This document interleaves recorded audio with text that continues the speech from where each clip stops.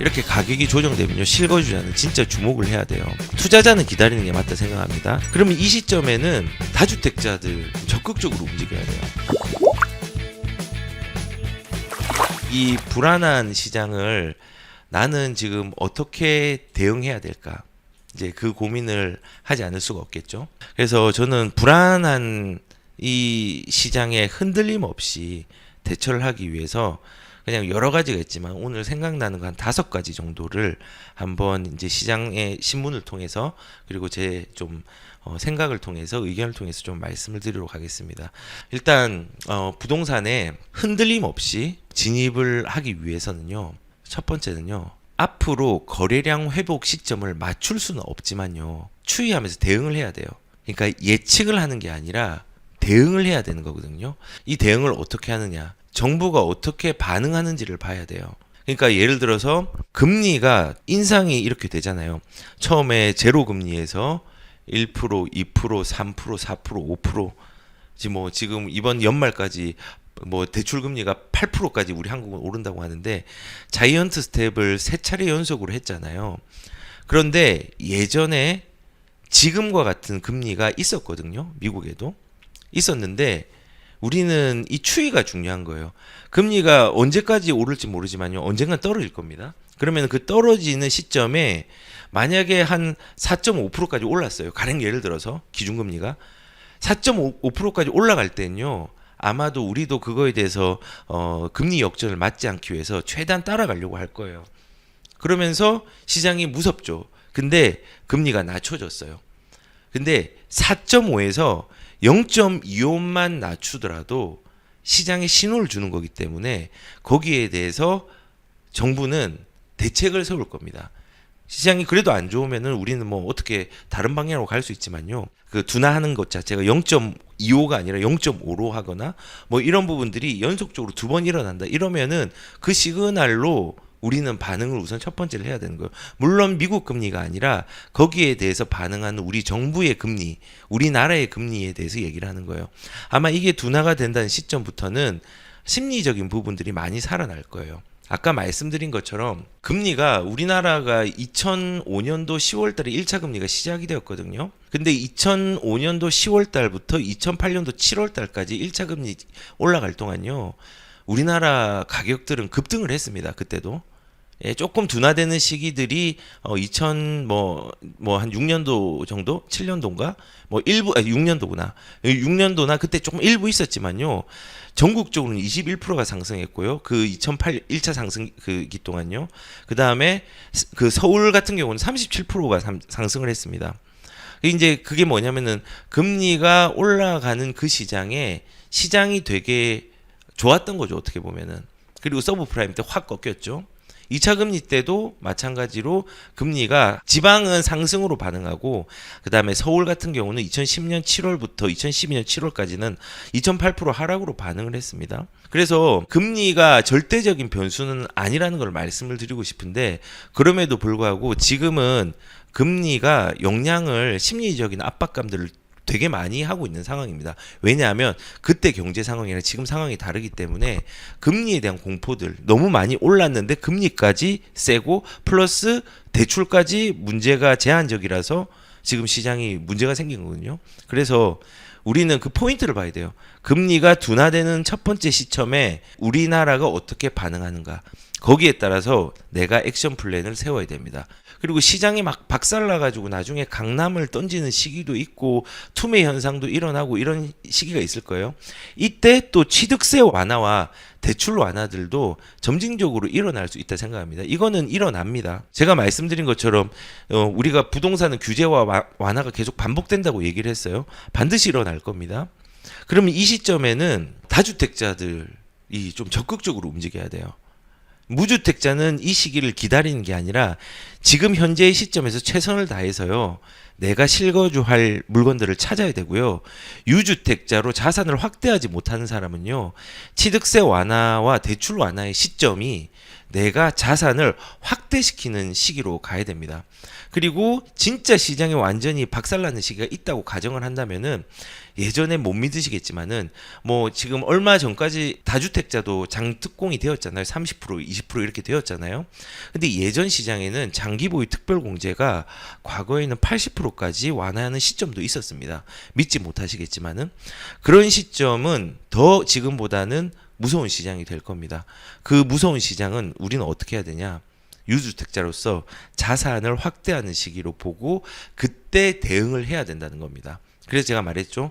금리에 대한 움직임의 시점에 나는 무엇을 할 것인가. 금리가 움직이면은 그나마 사람들이 좀 차분해질 겁니다. 그리고 취득세가 움직이면요. 내수의 살아남의 움직임이 있을 겁니다. 다만 대출도 같이 돼야 됩니다. 아마 취득세가 완화된다고 하면 같이 되겠죠. 그리고 취득세를 완화한다는 건 시장이 진짜 안 좋다는 겁니다. 대출을 완화한다는 건요. 내수가 완전히 무너져 있기 때문에 이 두 개를 같이 푼다는 겁니다. 장특공까지 푼다는 건요. 강남도 정말 뭐 극단적으로는 어려운 상황이 있을 수 있다는 겁니다. 그래서 뭐 이런 부분에 대해서 우리가 대응을 하는 겁니다. 그러면은 뭐 지금 언제 하락인데 모릅니다. 그거는. 그리고 언제 상승인데 그것도 모릅니다. 그래서 저는 예측이 아니라 대응이라는 단어를 표현을 하는 게 우리가 이런 시장에 왔을 때 과거에 대응했던 사례랑 과거에 그런 시장 이후에 가격이라든지 부동산이 어떻게 움직이는지가 다 나와 있잖아요. 공부하면 진짜 다 나오거든요. 그걸 보시고 내 포지션에 맞게 대응하셨으면 좋겠습니다. 그리고 아마도 이제 시기를 맞출 수 없다면 추이를 해야 되는 게 1기 신도시의 조정 대상 지역이 풀리는 시점과 경기도의 남부권의 조정 대상 지역이 또 풀리면요. 거기도 좀 눈여겨봐야 될 거라 생각합니다. 1기 신도시는 장기적인 이슈가 있고 이번 정권에서 물량이 나오진 않지만요. 그 이슈를 안고 가는 지역이면 틀림없습니다. 물론 시간에 대한 기회비용으로 이거를 기다리지 못한 사람도 있지만 실거주자라면 무조건 가야죠. 그리고 남부권 같은 경우는 교통에 대한 부분이 서울의 3개의 중심지 7개의 광역 중심이 있잖아요. 일자리로 되는 강남이라든지 여의도라든지 도심이라든지 뭐 잠실이라든지 마곡이라든지 상암이라든지 뭐 이런 지역들이 몇 군데가 있는데 거기로 연결이 잘 되는 노선들을 경기도권에서 특히 이제 남부권에서 살펴보면서 이제 가는 것도 되게 중요하다는 생각이 듭니다. 계속 얘기하지만 무주택자는 이 시기를 기다리는 게 아닙니다. 현 시점에서 최선을 다해야 됩니다. 예, 그리고 무주택자는 가격 상승과 하락에 상관없이 가라고 했는데 지금은 상급지의 가격들이 급매들이 나오는 시기입니다. 그 급매들을 내가 여력이 된다면요. 잡아야 됩니다. 진짜 잡아야 됩니다. 근데 그 집을 지금 못 잡도록 언론들이 얘기를 하고 있지만요. 그 언론과 반대로 할 때 이길 수 있습니다. 예전에 언론들이 공포스럽게 하고 지금처럼 정보화 시대가 아니기 때문에 거기에 대해서 1차적만 해석을 하고 넘어간 사람들이 굉장히 많았지만은 지금은 다른 시장입니다. 정보가 쏟아지고 과거의 역사들을 학습하고 할 수 있는 시기들이 많아졌습니다. 그런데 서울은 수요층이 굉장히 두텁기 때문에 급매는 지금이라도 진입해도 상관없는 지역입니다. 그래서 내가 여력이 되면은 서울의 급매는 가져가시는 게 좋다는 생각도 저는 많이 듭니다. 그리고 두 번째는 수요층이 두꺼운 곳에 장기적으로 안전하게 하락방을 할 수 있는 곳을 찾아봐야 됩니다. 제가 말하는 건 안전하게 하락방을 하고 있어요. 안전하다라는 거는요. 가격이 안 떨어진다는 게 아닙니다. 떨어짐이 있더라도 회복할 수 있는 수요층이 두텁다는 것들을 말씀을 드리는 거예요. 그래서 뭐 지금 뭐 신문을 보면요. 서울 거주자 지방 아파트 원정 매입 2년 9개월 만에 최저치라고 얘기를 했어요. 여기 보시면은 지난 8월 달 기준으로 전국에 매매된 아파트가 19,516건인데 지금은 서울의 거주자가 서울 외의 아파트를 매입한 건수가 뭐 1,163건으로 6%인데 이게 전월 6.5%보다 조금 감소한 수치라고 얘기를 합니다. 2019년도 11월 이후에 5.8%의 한 이후에 가장 낮은 수치라고 하는데 사실 이렇게 이제 시장이 안 좋아지면요. 전국적으로 뭐 좀 가격의 움직임들이 있는데 그 중에서 수요층이 안 좋은 데는 더 긴 시간 동안 그 안정화되지 못한 불안함들이 유지가 될 수가 있습니다. 그거는 뭐 이제 케이스 바이 케이스긴 하지만요. 그래서 지금 보시면은 이제 안전하게 하락 방어를 하기에는 좀 어려운 물건들이 많기 때문에 서울 사람들이 이제 진입을 안 하는 거죠. 덜 하게 된 거죠. 아마 조금 더 줄어들 겁니다. 시장 상황이. 왜냐하면 우선은 금리적인 부분에서 심리를 위축하는 게 하반기에는 계속될 걸로 예상이 되니까, 그걸로 금리가 진짜 오르면은 불안해서 실제로 진입하지 못하니까 계속 이런 부분들이 일어날 겁니다. 그리고 대출을 못하기 때문에 이 대출을 사용해서 투자를 하지는 못하지만은 이제 비규제 지역이니까 일부 할 수 있는 부분이 있으니까 이거를 활용해 가지고 진입은 할 수 있겠네요. 한다고 하면은 섣불리는 못 들어갈 겁니다. 금리 때문에 계속 올린다고 하니까. 그래서 수요층이 낮은 데는 이런 식으로 매수세가 덜 붙는 양상들이 일어나고 있죠. 그런데 반면에 되게 재밌는 사항은요, 한강변은 그럼에도 불구하고 오른답니다. 반포주공 1단지가 73억에 매매가 되었다 했는데, 재건축 단지죠. 이제 앞으로의 압구정 현대아파트라는 판도라의 상자가 열리기 이전에 이제 이게 1등 아파트가 될 겁니다. 서울의 1등 아파트가 당분간 유지가 될 가능성이 큽니다. 그렇기 때문에 가격이 좀 비싸겠죠. 70억대 두 건 매매, 하락세에도 한강변의 단지 상승이 예상. 여기는 수요층이 두터운 곳입니다. 사람들이 선호하시는 거 너무 비싸지 않냐. 비싸다는 게 거꾸로 말하면 수요층이 많다는 겁니다. 더 안전하다는 겁니다. 하락 방어를 더 할 수 있다는 겁니다. 제가 하락 방어를 잘한다는 거는 안전하다는 건요, 하락이 없는 물건이 아니라 하락이 있음에도 가격들은 빠르게 회복한다는 걸 말씀을 드리는 거예요. 그리고 재건축이 크게 작용했다고 하지만요, 뭐 일단 재건축, 한강변, 그다음에 기존의 입지적인 여러 가지 부분들이 모두가 작용을 한 거겠죠. 그래서 이제 자치구 불만 한강변 단지는 신고가가 여전하다. 제가 그래서 지금 이 얘기를 한 거잖아요. 수요층이 두터운 곳은 장기적으로 안전하게 하락 방어를 할 수 있다. 수요층이 두텁지 않으면요, 사람들이 몰리지 않는 시기들이 꽤 길 수 있습니다. 하지만 수요층이 두터운 데는요, 시장이 어지러워도 계속 수요층이 붙고 매매가 되고 작은 거래지만은 가격들이 방어를 하고, 떨어지는 시기는 있지만은 그 떨어지는 게 금방 회복하는 양상들이 크다는 것들을 제가 말씀을 드리고 싶었습니다. 반포주공 1단지 같은 경우는 73억에 지난달 6일에 거래됐고 71억에도 이제 같은 달에 3월에도 팔렸다고 합니다. 예, 그래서 이게 얼마냐? 과거에 직전 신고가가 5월 달에 6억 9천이었는데 많이 이제 올라간 가격으로 신고가가 찍힌 거죠. 예, 그래서 우리는 이제 시장을 바라볼 때 수요층이 두터운 곳을 장기적으로 안전하게 하락 방어할 수 있도록 그런 관점에서 시장을 보고 물건들을 바라봐야 된다는 거예요. 그런데 이제 사람들이 불가피하게 두꺼운 수요층이 있다고 하더라도 어려운 시장이 오면은 그걸 견디지 못하고 투매하는 현상들이 일어나는데, 버틸 수 있다면은 이런 것들을 잘 버티면서 가는 게 필요합니다. 그래서 우리는 하루하루 현상이 쌓이다 보면은 공포의 깊이들이 더 커지지만은 이 시장이 지나간다는 걸 기억하셔야 됩니다. 우리가 불안함들이 갑자기 환경이 바뀌면은 굉장히 불안해집니다. 저도 그런 경험들을 많이 했거든요. 제가 공직 생활을 그만두고 나왔을 때 한 달간 불안했습니다. 환경이 너무 많이 바뀌어서.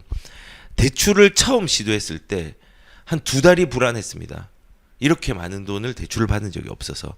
근데 이거를 다 적응하고 그 경험을 바탕으로 더 발전하고 진보된 생활로 갈 수 있었음을 저뿐만 아니라 여러 많은 사람들이 알 수 있을 거라고 생각합니다. 뭐 예전에 우리가 과거에 어렸을 때 뭐 20대 때 뭐 이렇게 소꿉장난처럼 연애할 시절이 있었잖아요.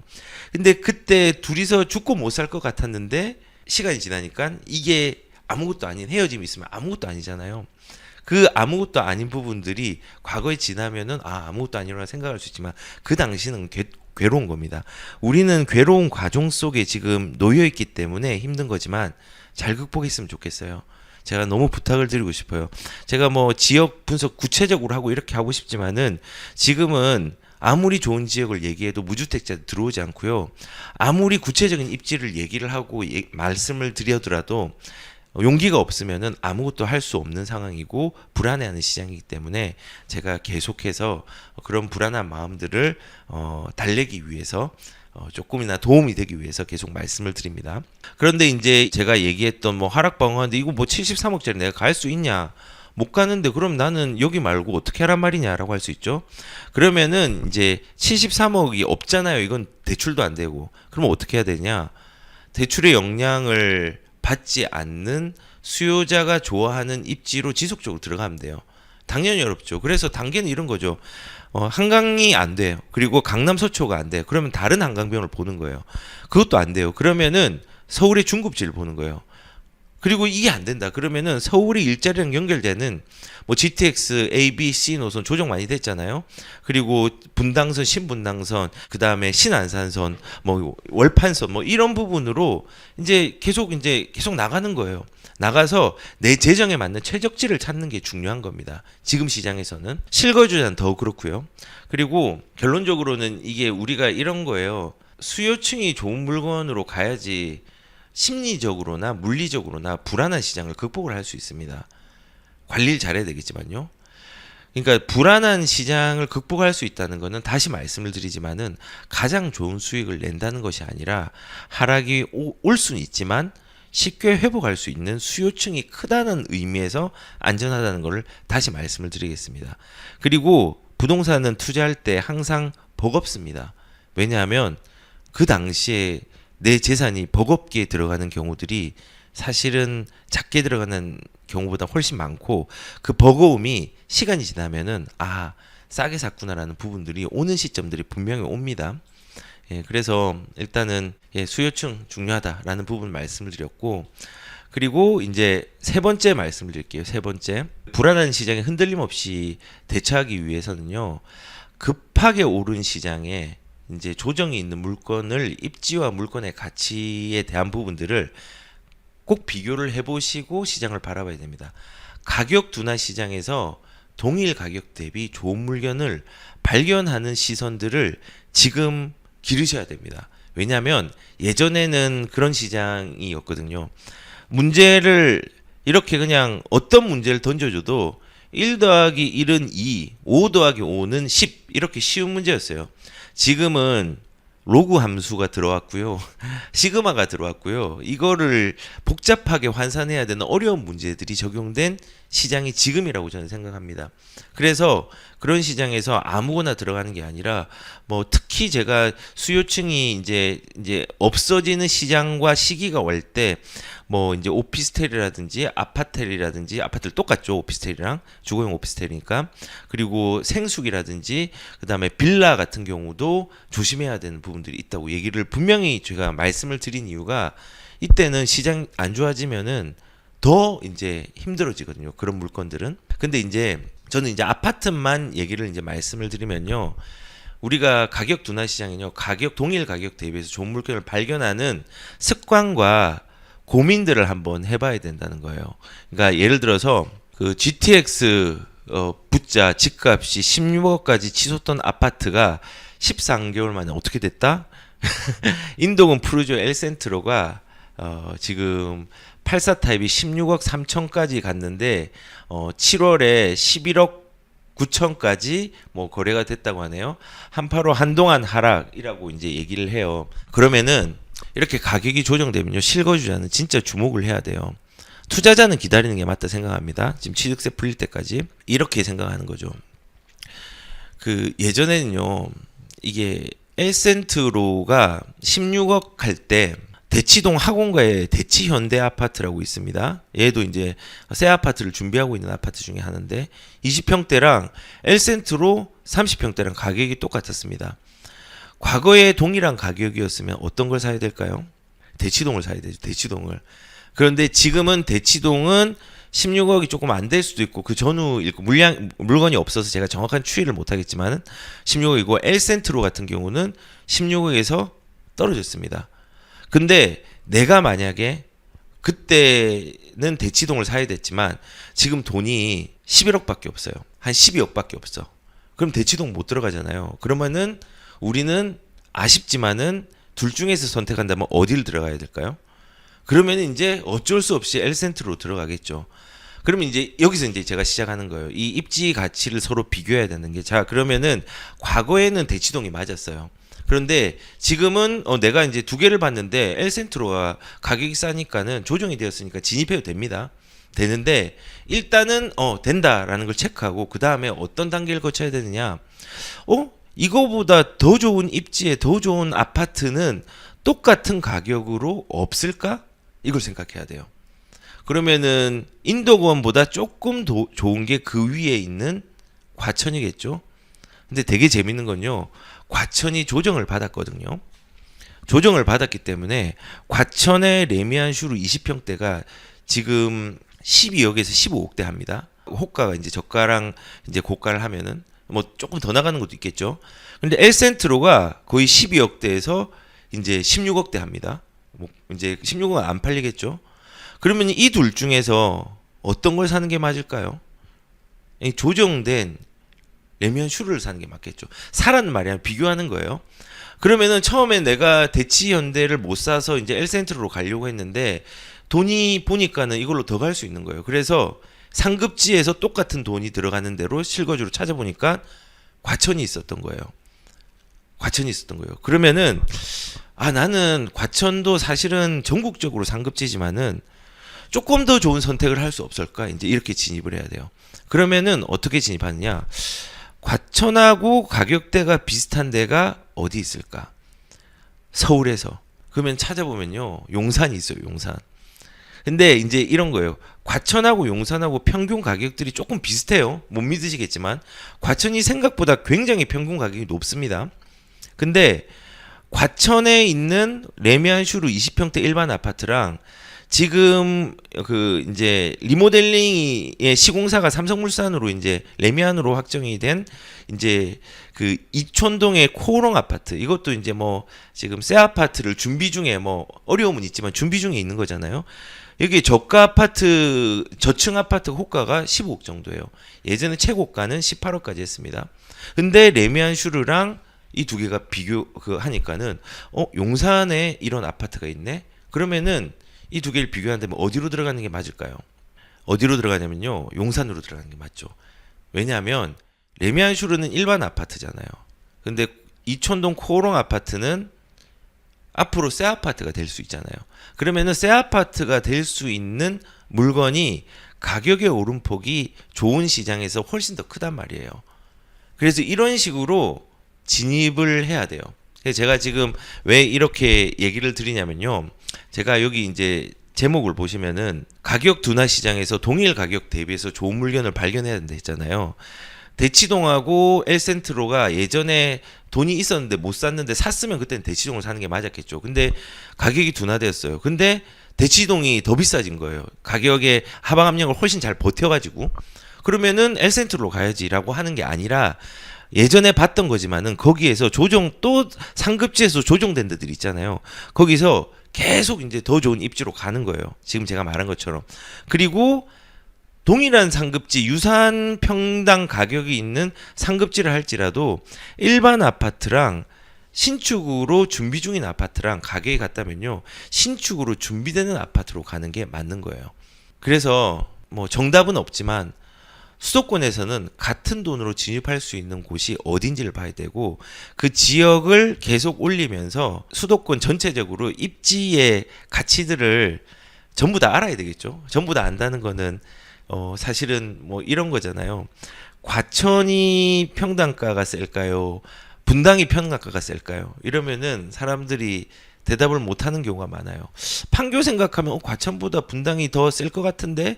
라고 하지만은 과천이 평균 가격이 더 높습니다. 조금 조정이 되었지만 되게 신기하죠. 그러니까 이런 걸 비교를 해야 될 것 같아요.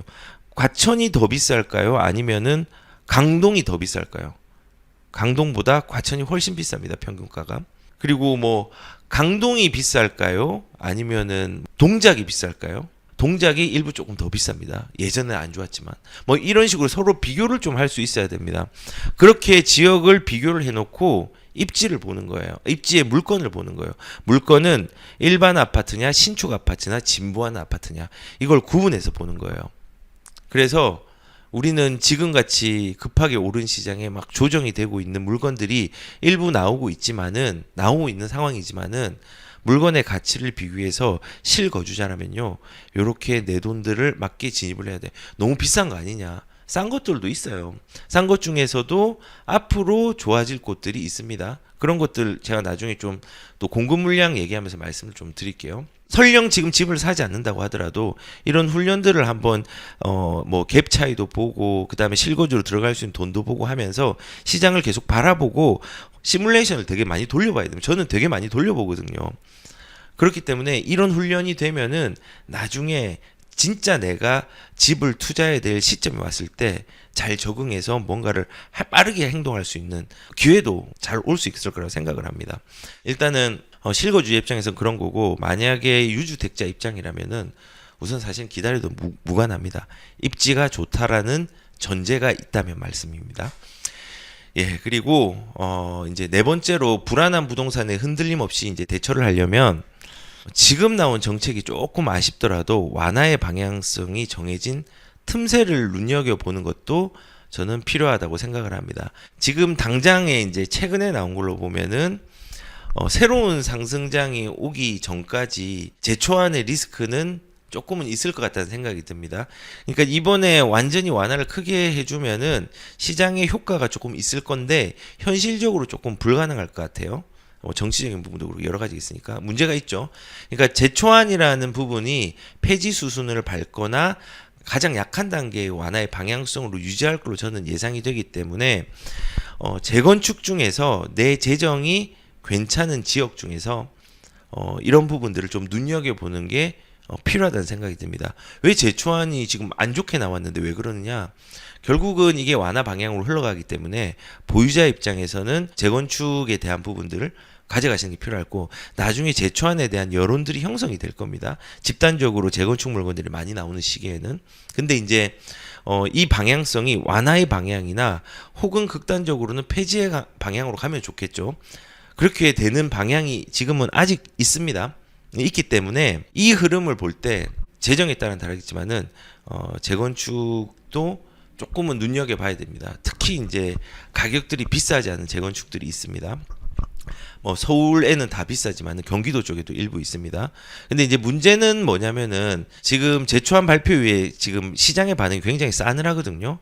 한계가 되게 많이 있어서 그래요.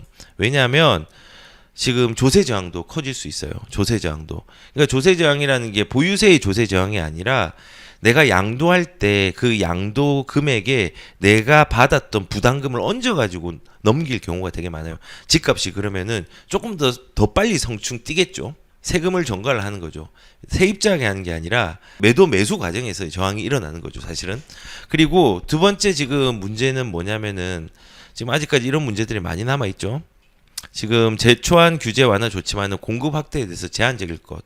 예, 뭐 규제 완화에 대한 부분이 있지만은 공급 확대에 좋은 영향을 미치지 못할 걸로 지금 당장은 생각이 듭니다. 그래서 시장은 이런 부분에 대해서 조금은 어려울 것이다라는 얘기를 하고 있고, 그리고 이런 게 있죠. 1주택자 재건축 부담금이 절반이 깎이는데 일시적 2주택자는 소외 논란이라고 하는데 이런 부분도 좀 문제가 되는 것 같아요. 그러니까 이런 게 있잖아요. 그 재건축 같은 경우는 관리처분 인가 이후 그다음에 철거가 되었을 때 재건축 재개발에 대해서는 대체주택에 대한 이제 특별법에 의해서 대체주택에 대해서 2주택 비과세에 대한 부분들을 좀 효과적으로 가져갈 수 있는 방법이 있어요. 2주택을 비과세로 가져갈 수 있는 방법이 있단 말이에요. 그게 왜 그러냐면은 집이 멸실이 되었어요. 멸실이 되면은 내가 그 집을 들어갈 수 없잖아요. 그러니까 집이 들어갈 수 없으니까 새로운 집을 사도 세금에 대해서는 관여하지 않겠다. 거기에서 살다가 이 새 아파트가 생기면 거기로 다시 들어오고 그 다음에 내가 임시로 머물렀던 대체주택이 팔더라도 그 이후에 팔더라도 이것도 세금을 비과세로 해주겠다. 이런 부분들이 있는데 이 부분들도 제초안에는 포함을 안 시키고 2주택으로 소외를 시켰다는 것도 논란이 있어요. 뭐 이거는 뭐 사소한 얘기긴 한데 되게 이런 그 문제들이 지금 싸늘하게 반응하고 있고, 한계는 뭐냐면은 이런 거죠. 초과이익 환수제를 특별법을 개정하면 국회 통과가 필요합니다. 근데 국회가 아직까지 막혀 있기 때문에 당분간은 효과 발생이 없습니다. 그럼에도 불구하고 그 방향성이 과거에 제초안이 2006년도에 도입이 되어 가지고 2013년도 17년도도 유예가 되었고 되게 오랫동안 유예가 됐다가 문재인 정부 때 다시 부활이 됐잖아요. 시장의 상황이 악화되면 악화될수록 재건축 초과이익 환수제도 완화의 방향이 불가피할 거고, 더불어서 제가 지금 당장에 나온 정책들로 예를 들었지만요, 재건축 전체적인 입장에서도 완화의 방향이 거래라든지 이런 부분들이 계속 유지가 될 것 같아요. 지금 당장 아쉬운 거는 이번에 낸 거는 효과가 좀 서울 쪽은 많이 없다고 생각해요. 돈이 좀 줄어들었지만요, 그래도 부담되는 것들은 굉장히 크기 때문에 효과는 좀 미비할 걸로 저도 생각이 듭니다. 그럼에도 불구하고 제초안은 폐지 수순을 밟거나 가장 약한 단계의 완화 방향성을 지속적으로 유지할 거로 생각이 듭니다. 늘 그래 왔습니다. 그리고 없던 정책도 아니고 그런 방향성이 있었습니다. 그래서 이런 완화 방향이 불가피하긴 하지만은 그래도 불리하잖아요. 그럼에도 불구하고 이러한 시장에서 일기 신도시의 통합 재건축이 일산에서 스타트를 하고 있고 좀 움직임이 있는 데가 있다고 합니다. 이제 거기가 어디냐면은 강촌 1, 2단지랑 뭐 백마 1, 2단지 총 4개의 단지들이 뭐 이제 요런 좀 재건축의 시장에 열악함이 있음에도 불구하고 스타트를 한다고 하는데, 근데 이제 중요한 거는 뭐 주의사항이 있죠. 이런 부분들도 이 들어가라는 말은 아닌데, 이런 와중에도 이런 시그널이 안 좋은 시그널이 있음에도 불구하고 진행을 한 데가 있다는 건데, 뭐 특히 근데 이제 재건축 같은 경우는 이런 게 있습니다. 주의사항이. 지금 통합 재건축이라고 했잖아요. 강촌 1, 2라든지 백마 1, 2. 뭐 그리고 지금 여기뿐만 아니라 뭐 지금 분당도 그렇고 통합 재건축이 되게 많은데, 이 강촌 1, 2단지가 1, 2단지 합쳐서 1328세대예요. 그리고 백마 1, 2단지가 1578세대예요. 향후에 이게 이제 결합을 해서 4500세대 정도를 예상하면서 가는 건데, 빨리 진행을 하지만요, 이게 이제 이해관계자들이 되게 많이 얽혀 있거든요. 물론 이제 평형에 대해서는 좀 대형 평수가 섞여 있지만은 이게 강촌 동안 이제 1단지죠. 강촌 1단지, 강촌 2단지는 대지 지분이 평균 대지 지분이 3% 이상 3평 이상 차이가 나고요. 그다음에 백마 1단지, 2단지랑 그다음에 강촌 1단지, 2단지도 대지 지분 차이가 조금 있습니다. 그래서 뭐 서로 조금 뭐 어떻게 욕심을 부릴지 모르겠지만은 이렇게 다른 단지들이 합쳐서 모이면요, 이해관계자가 많아지고 다르잖아요. 그러면은 되면 좋지만은 시기적으로 조금 지연되는 경우가 되게 커요. 여기 되게 좋거든요, 입지가. 왜냐하면 바로 앞에 백마학군이 있거든요. 백마학군이 있거든요. 수요층이 있습니다. 그래서 뭐 이제 나중에 혹시나 재건축이 이제 뭐 일산 같은 경우는 그나마 상대적으로 싸게 진입할 수 있잖아요. 진입할 수 있는데, 뭐 지금 일산에 뭐 후곡마을도 3단지, 4단지, 10단지, 15단지도 재건축 추진이 발대식을 개최를 5월 중순에 했고, 강촌 1, 2단지에 대한 부분들도 지금 안전진단, 예비 안전진단 뭐 신청을 했다고 하지만, 이런 이해관계들이 대규모로 있는지를 잘 보고 가는 게 필요합니다. 이게 왜냐하면 시간도 기회비용이기 때문에 이거를 관과해서 또 갈 수는 없거든요. 그래서 제가 이제 그 한계가 있음에도 불구하고 이런 재건축에 대한 움직임을 가지려고 하는 사람들이 있는데, 이럴 때 주의할 건요, 이해관계자가 되게 많은 집단은 조금은 시간이 많이 걸리는데 주의하는 부분이 필요하다는 거 말씀드리는 거예요.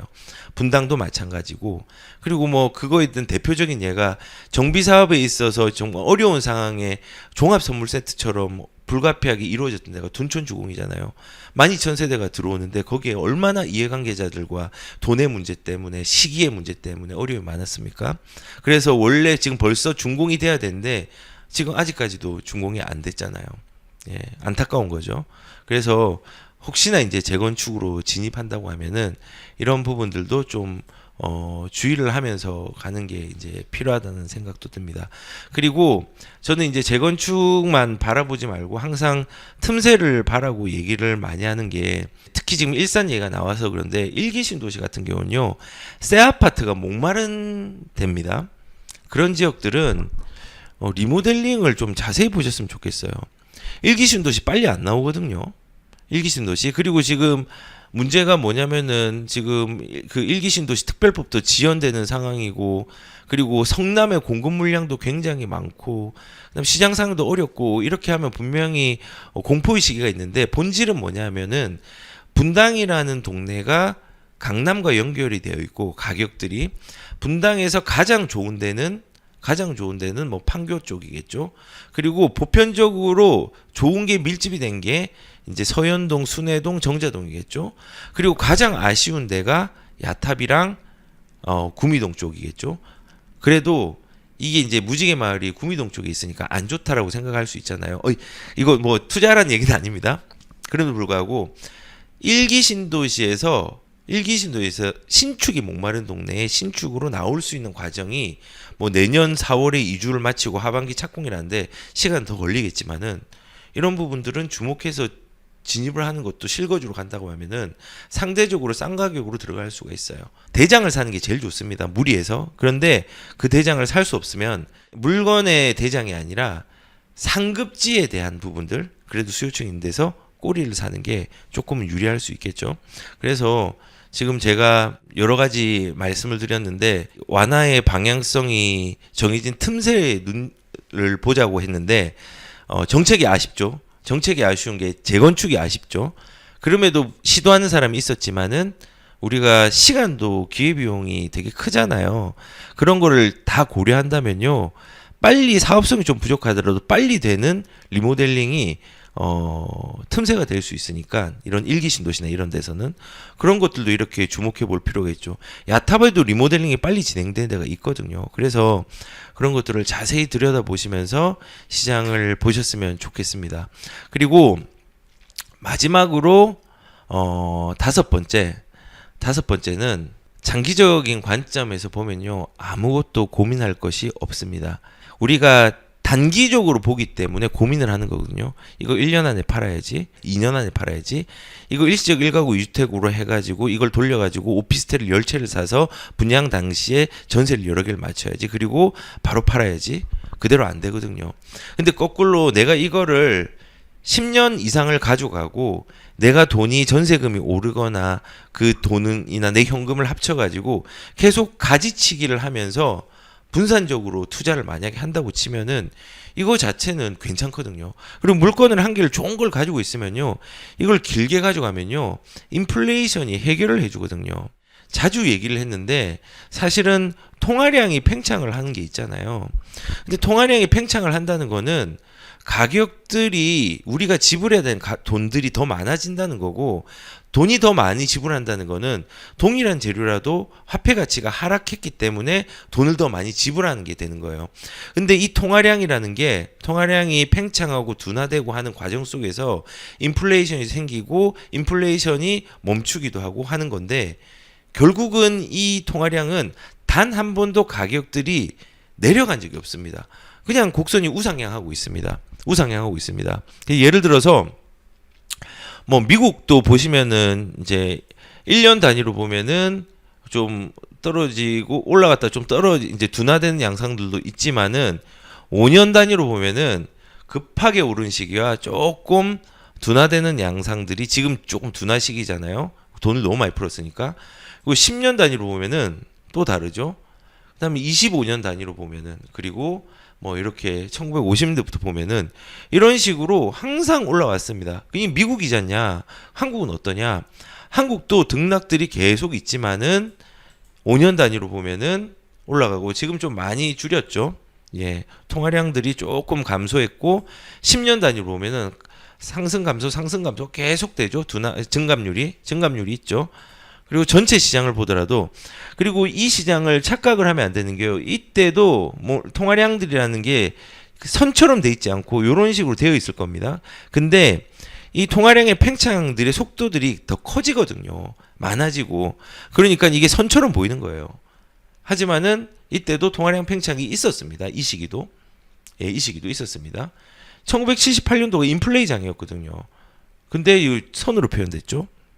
그래서 아무튼 이런 식으로 우상향을 한다면, 그래서 결국은 뭐냐면은 이런 식으로 뭐 좀 풀어줬다가 통화량이 좀 작아졌다가 많아졌다가 유동성에 대한 변동률은 있지만은 결국은 이렇게 우상향을 한다는 거를 아셔야 됩니다. 그 말은 뭐냐면은 상승과 하락은 분명히 존재하는 시기는 있지만요. 우리가 결국은 입지의 선택이 너무 이상하지만 않는다면은 여기에 유동성에 탑승을 해가지고 기다리면은 실패는 없다는 겁니다. 지금 실질적으로 보면은 하락이 크게 된 데가 있잖아요. 경기도 쪽은 수원에 지금 하락 양상 일어나고 있잖아요. 근데 결국은 보면요, 수원에 아무 아파트나 한번 찍어볼게요. 가격들이 떨어지고 올라가고 하면서 떨어졌나요? 지금 여기는 너무 많이 올랐는데 거래가 안 돼서 그런가 봐요. 둔화되는 데를 한번 볼게요. 둔화되는 데를 한번 봐야 되겠네요. 이런 데를 한번 볼까?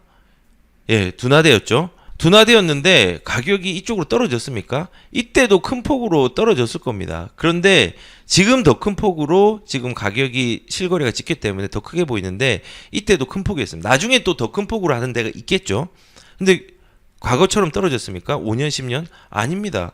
그리고 지금 보면은 세종시도 한번 볼까요? 세종시도 하락장이 되게 있는데 아무 아파트 찍어볼게요. 여기는 일생활권이 제일 빠른 데니까 일생활권으로만 가볼게요. 일생활권. 뭐 아무 때나 한번 찍어볼게요. 가격이 지금 제일 긴 시장이잖아요. 근데 과거만큼 돌아갔나요? 분명히 이 아래쪽으로는 돌아가지 않을 거예요. 그리고 이거는 5년 전이죠. 5년 전. 그리고 5년 전으로도 못 돌아갔습니다. 가격이 이렇게 오랫동안 빠졌는데 또 아무 때나 찍어볼까요? 그렇죠. 이거는 조금 덜 된데 도렛마을 볼게요. 도렛마을은 좀 유명하니까 요거는 거래가 안 됐고 그렇죠. 떨어졌죠. 근데 과거만큼 떨어졌습니까? 안 그렇거든요. 안 그렇거든요. 대구를 한번 볼까요? 가격이 이건 2019년이라서 이렇게 좀 회복이 됐지만 2019년보다 안 빠졌어요. 이렇게 뭐 지금 10년 전 가격으로 빠질 수 있을까요? 다른 데 한번 봐야 되겠네요. 뭐 엑소디움은 좀 이거는 빠졌죠. 왜 그럴까? 2021년도잖아요. 그러니까는 둔화 시기에 있었기 때문에 빠진 거죠.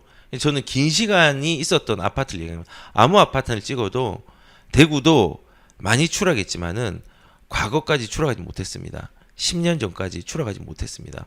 이거를 제가 뭐 구구절절히 말씀을 드리는 건요. 지금 모든 그래프들이 상승과 하락을 반복하고 있습니다. 그러면서 통화량이 많이 나왔을 때는 많이 올라가고요. 또 시장 상황이 안 좋고 하면은 그 상황에 맞게 정책과 이런 과정 속에서 가격들이 등락이 이루어지는 겁니다. 근데 결국은 우상향 곡선을 계속 그리고 있었다는 겁니다. 아까 보신 것처럼 이런 식으로 통화량이 늘어나는 것처럼 집값들도 이런 식으로 올라간다는 겁니다. 제가 저번에 거품 얘기했었는데 거품 기준 없거든요. 어떤 분이 적정 가격에 대해서 얘기하면서 강남은 적정 가격이 10여 기야라고 했는데 적정 가격이 없거든요. 부동산에 적정 가격이 어디 있습니까? 계속 기준도 바뀌고 가격이 올라가면 등락도 물건별로도 그 물건 안에서도 이제 세대별로도 다 다른데요. 그렇게 이제 단정 지을 수는 없고요. 이런 추이가 있다는 정도로 이제 부동산은 장기적으로 보시는 게 필요합니다. 그런데 문제는 뭐냐면은 지금 대부분 걱정하시는 분들이 집을 산지 얼마 안 되신 분들, 집을 내 대출 재정에 맞지 않게 사신 분들, 처음 이 시장에 진입하신 분들, 이런 분들은 고통이 클 수 있다는 생각이 듭니다. 그리고 재산을 잃어버리진 않았지만 매도를 안 해서 잃어버리진 않았지만 상실감이 큰 분들이 분명히 있을 거라고 생각합니다. 하지만 시장에는 위기가 반드시 오기 때문에 무조건 일단 단기적인 관점에서 계획하시면 안 되고 그 단기적으로 세우시면 계획대로 안 됩니다. 계획대로 안 됩니다.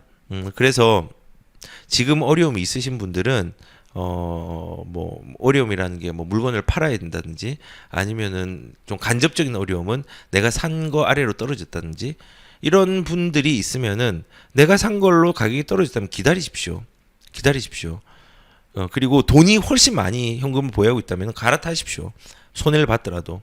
뭐 그게 이제 전략들을 이제 변화를 통해 가지고 하는 게 이제 필요한 건데 우선은 제일 이제 무서운 거는 단기적인 관점에서 계획을 하면은 계획대로 안 되기 때문에 그 걱정들, 지금의 걱정들이 아마 단기적인 관점과 과거의 시장들을 알지 못하면서 일어날 수 있는 어떤 그 상황과 문제들이 개인한테 이렇게 당면하지 않았나라는 생각도 듭니다. 그래서 그분들은 빨리 이거를 어떻게 리스크를 최소화할까에 대한 고민들을 해봐야 됩니다. 그리고 부동산에 그래서 이제 결론적으로는 부동산이 오르는 원리는 시장의 통화량에 기반이 되는 거고 부동산에 진입하는 시기가 시장의 경기와 공급량과 이주 수요 등에 따라서 진입 시기를 결정을 하는 거예요.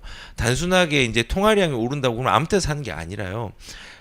시기가 있잖아요. 정책도 있고 그 경기에 따라 정책을 펼치는 것도 있고 공급 물량도 있고 이주 수요도 있고 이게 따라 진입이 달라지는 거예요. 예를 들어서 뭐 활용을 한다면은 시장 경기가 되게 안 좋아요. 되게 안 좋아요. 정책이 조금 규제 초입부에 왔어요. 근데 내가 진입하려고 하는데 입주 물량이 굉장히 많은 거예요. 그러면 이때는 어떻게 해야 돼요? 실거주로 진입해도 돼요. 입주 물량이 좀 많으면 실거주로 진입해야 돼요. 근데 다만 투자자는 전세가가 맞춰준 곳에 진입하지 전세를 맞추려고 하면은 내 예산하고 벗어나서 어려움에 당할 수 있습니다. 어려움을. 그래서 예를 들어서 이렇게 이제 입주 물량이나 시장을 이용할 수 있는 거죠. 그리고 시장은 되게 좋은데 이주 수요가 많은 곳으로 갈아탈 기회가 많은 곳은 갈아탈 기회가 되는 거예요. 왜냐하면 이주 수요가 멸실대가 나오거든요. 전세 잘 맞춰지거든요. 그 다음에 매수세도 붙거든요. 그러면은 그때는 내가 현금이 있다면 더 좋은 걸로 갈아탈 기회로 잡는 거죠. 그리고 시장이 만약에 안 좋아요. 안 좋으면은 안 좋지만 규제가 완화되는 쪽으로 대출과 세금에 대한 부분이 커지면요. 이때는 부동산의 진입에 큰 기회로 삼아야 돼요. 이거는 다주택자, 유주택자 그다음에 실거주뿐만 아니라 물론 실거주자는 그때까지 기다리라는 게 아니라 유주택자에 말하는 거고 그때까지 아무것도 없으면 그때도 액션 플랜을 취하여야 된다는 겁니다. 그래서 뭐 변수는 많습니다. 그 외에도 그래도 적어도 우리가 시장에서 발생하는 공포의 의미를 곰곰이 좀 생각을 해봤으면 좋겠어요. 공포의 지속성은 길지 않거든요. 인내하는 사람만이 그 기회를 가져가거든요. 그리고 그 기회를 발견을 하려면요. 시장이 안 좋을 때 어떻게 하면 내가 돈을 벌 수 있을지 그리고 자산을 유지할 수 있을지 시장이 좋을 때는 어떻게 하면 돈을 잃지 않았는지에 대해서 곰곰이 한번 생각을 해보셨으면 좋겠습니다. 제가 얘기 안 했나요? 몇 번 얘기했는데 저는 2017년도 파리 대책 이후에 한 달 뒤에 등기를 쳤습니다. 시장이 한 달 정도는 불안해했거든요. 그래서 왜 사냐라고 사람들이 뭐라고 집주인도 그랬습니다. 전 집주인도 왜 사냐고 그냥 좋아서 산다고 했어요. 그리고 세입자로 그 전 집주인이 들어갔는데 그 사람들이 전세를 한참 살고 나갈 때 섭섭함을 전달하더라고요. 집값이 올랐으니까. 그리고 2019년도에 9월 달에 9.13 대책이 나왔죠. 9.13 대책이 나왔을 때 그때 조정기가 길었잖아요. 문재인 정부 시기에 유일하게 가장 긴 조정기였어요.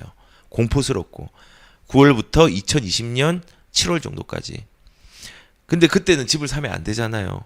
근데 불행하게도 저는 그 정책적인 원리를 과거 거에 대한 거를 기반으로 해서 2달 안에 등기를 쳤습니다. 2019년도 10월인가 11월 달에 등기를 친 것 같아요. 근데 최고가였습니다. 왜냐면은 시장이 더 안 좋아지더라고요. 그러면서 가격이 빠지더라고요. 근데 지금도 그게 최고가일까요? 아닙니다. 다 회복했습니다. 전세금이 그거만큼 더 올랐거든요. 다 회복했습니다. 그래서 저는 그런 얘기를 드리고 싶은 게요. 사람들이 상승장에 뒤늦게 들어와요. 그리고 하락장에는 그 뒤늦게 들어온 사람이 빠지려고 해요. 그러면 안 되고요. 일단은 시장에서 오는 시그널이 있어요. 얼마만큼 규제가 되어서 가격이 오를지 이건 아무것도 모르지만은 과거에 그런 사례가 있었다는 걸 알면요. 시장의 자유를 억제하면요. 시장이 스프링처럼 튀어나온다라는 과거의 경험치가 없다면은 책으로라도 봤을 거 아니에요. 만약에 봤다면은 그거를 실천할 수 있는 용기를 가지고 진입하는 게 훨씬 더 유리하거든요. 그래서 저는 길게 가져갑니다. 이런 물건들을 그런 시점에 사서 길게 가져가는 전략들 많이 하고 사고 팔고를 하지 않습니다. 물론 그렇게 하는 시기는 있었지만은 그냥 끌고 가면서 전세금이 올라가면 내가 가지고 있는 현금을 플러스해서 집을 사고 그리고 분양권 같은 경우는 제가 거래를 하면서 그걸로 이제 기존 주택들을 또 사고 뭐 이런 식으로 좀 반복을 많이 하면서 자산을 다주택자로 만들었습니다. 욕하겠죠. 지금 여기에 이제 다주택자 싫어하시는 분들이 꽤 있으실 테니까 그렇게 만들었습니다. 만들었고 그리고 이거를 오랫동안 가져갔는데 취득세 중과가 된 시점부터 저는 거래를 할 수가 없었습니다. 왜냐하면 막아놨잖아요. 그러면 그때는 기다리는 거고 제 전략은 취득세가 풀리는 시점. 내가 대출을 받거나 안 받거나 상관없이 대출이 풀린 시점. 왜냐하면 수요층이 늘어나는 시기니까. 그러면은 집을 가진 사람이 유리해지는 시기이기도 하지만은 수요층이 몰리면서 거래가 활성화되면 분위기가 또 이제 심리나 분위기들이 살거든요. 그런 시점에 이제 가야 되는 거죠. 근데 당장 푼다고 그렇게 바로 막 분위기가 쇄신되고 그러진 않을 겁니다. 아마 규제가 굉장히 심하게 들어간 상태에서는 빠르게 이제 가격들이 올라가기보다는 조금은 간을 보다가 확 이제 이렇게 가격들이 움직인 양상도 좀 있었거든요. 그래서 일단은 저는 그렇게 기다린다는 걸 말씀을 드리고 장기적으로 틈새를 활용해서 정책적인 틈새라든지 뭐 이런 걸 활용을 해서 장기적으로 가져가는 전략들을 저도 다주택자 포지션으로 간다는 걸 말씀을 드리고 여기 계신 분들도 장기적인 과제에서 집을 활용했으면 좋겠어요.